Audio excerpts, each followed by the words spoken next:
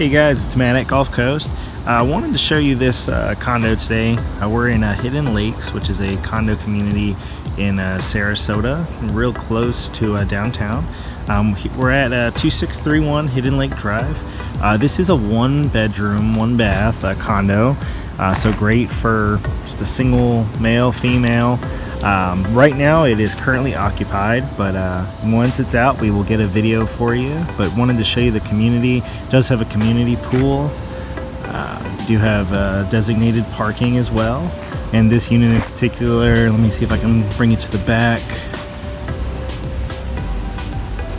You can kind of see back there, nice and private. It does have a screened in patio as well, and it's a corner unit, ground floor. Nice quiet community, like I said, centrally located, only minutes from downtown Sarasota.